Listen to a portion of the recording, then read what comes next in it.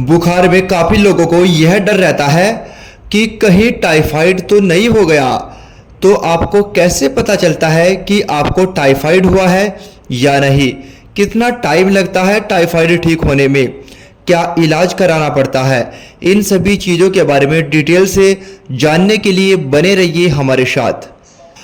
Typhoid बुखार एक संक्रामक रोग है जो साल्मोनेला बैक्टीरिया के कारण होता है। इसे आम बोलचाल में मियादी बुखार या मोती झरा भी कहते हैं। ठीक होने में एक निश्चित समय लगने के कारण ही इसे मियादी बुखार कहते हैं। कुछ लोगों में पेट पर बहुत छोटे छोटे मोती की तरह सफ़ेद चकते दाने निकलने के कारण इसे लोग मोती झरा कहते हैं। आंतों में घाव होने के कारण इसे आंतरिक ज्वर कहते हैं। इसे एंटेरिक फीवर भी कहा जाता है। कहीं कहीं इसे सामान्य भाषा में पानी झाला भी कहते हैं। इसमें कुछ साइन एंड सिम्टम्स आम होते हैं, जैसे बुखार जो कम शुरू होता है और पूरे दिन बढ़ता है। यह कॉमनली 104 डिग्री फ़ारेनहाइट तक पहुंच जाता है। ठंड लगना, सिर दर्द होना, कमजोरी और थकान, मांसपेशियों में दर्द, पेट दर्द, दस्त या कब्ज होना। और अगर इसके टाइम ड्यूरेशन की बात करें तो टाइफाइड फीवर की अवधि 4 से 8 सप्ताह की होती है। पहला सप्ताह में बुखार धीरे धीरे चढ़ता चला जाता है जो एक सीढ़ी नुमा तरीके से बढ़ता है। इसके बाद इसमें स्थिरता आ जाती है और बुखार 99 फ़ारेनहाइट से 100 फ़ारेनहाइट पर रुक जाता है।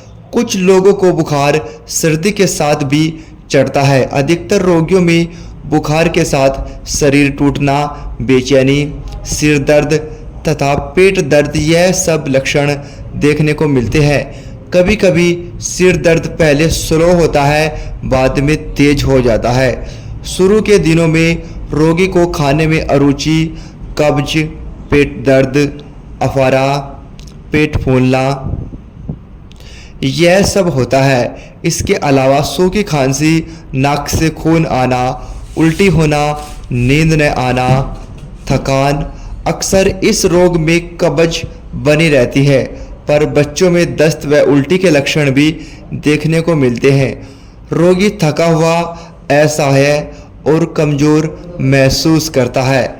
अक्सर इस रोग में बच्चों का पेट फूल जाता है। दूसरा सप्ताह शुरू होते ही छोटे छोटे मोती जैसे लाल रंग के दाने पेट के ऊपरी हिस्से व छाती पर निकल आते हैं। यह दाने दबाने पर गायब हो जाते हैं। रोगी की जीभ ड्राई व खांसी हो जाती है। बेचैनी, सुस्ती, पेट फूलना यह सब लक्षण देखने को मिलते हैं। लीवर एंड स्प्लीन बढ़ जाती है। तीसरे सप्ताह में रोगी के पेट में तेज या हल्का दर्द रहता है। उल्टी में या मल में ब्लड निकल सकता है। रोगी धीरे धीरे मूर्छा की अवस्था में चला जाता है और ध्यान न देने पर डेथ तक हो सकती है।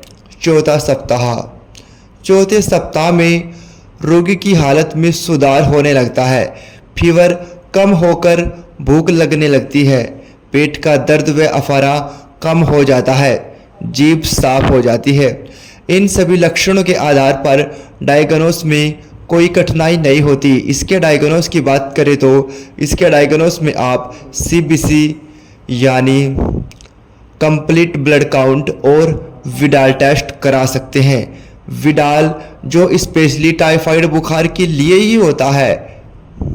CBC कराना इसलिए ज़रूरी है ताकि यह पता चल सके कि कहीं ब्लड में तो इन्फेक्शन नहीं है या फिर कहीं प्लेटलेट्स तो डाउन नहीं हुए। यह सभी चीज़ें पता चलने के बाद आगे का ट्रीटमेंट दिया जाता है। अगर इसके कॉम्प्लिकेशंस की बात करें कि इससे क्या क्या प्रॉब्लम्स क्रिएट हो सकती हैं। आंतों का नुकसान। टाइफाइड बुखार की जटिलताओं में आंतें डैमेज होना और ब्लीडिंग शामिल होता है। टाइफाइड बुखार के कारण छोटी आंत या बड़ी आंत की दीवारों की कोशिकाएं भी नष्ट हो सकती हैं। इससे आंत की सामग्री शरीर में रिसने लगती है। इससे गंभीर पेट दर्द, उल्टी और पूरे शरीर में सेप्सिस नामक इन्फेक्शन हो जाता है।